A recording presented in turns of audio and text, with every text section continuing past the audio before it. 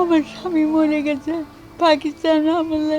আমি এখন কোথায় যাব, কি করব? ভালো মতন বাঁচতে চাই, ওষুধ পানি খাবার চাই।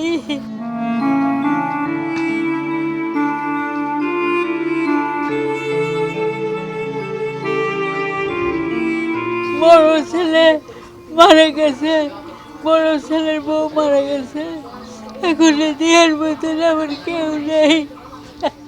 জীবনভর মানুষের ঘরে ঘরে পবিত্র কোরআন শিক্ষার আলো পৌঁছে দেওয়া সালেহা বেওয়া আজ নিজেই অন্ধকারে। জীবনের অন্তিম প্রহরে এসে তিনি হয়ে পড়েছেন আশ্রয়হীন। প্যারালাইজ ছেলে আর ৮০ বছরের ক্লান্ত শরীর নিয়ে মানবেতর জীবন কাটাচ্ছেন তিনি।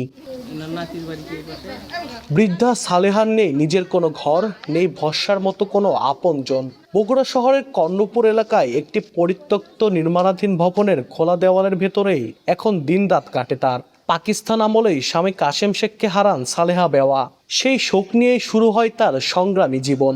মানুষের বাড়ি বাড়ি গিয়ে কোরআন পড়ানো আর ছোটখাটো কাজ করেই দুই ছেলেকে বড় করেছেন। দীর্ঘদিন বগুড়ার গোয়ালগাড়ি এলাকায় ভাড়া বাসায় কেটেছে তাদের দিন। বড় ছেলে হানিফ শেখ সংসারের হাল ধরেছিলেন, কিন্তু প্রায় ২ বছর আগে তিনিও চলে যান না ফেরার দেশে।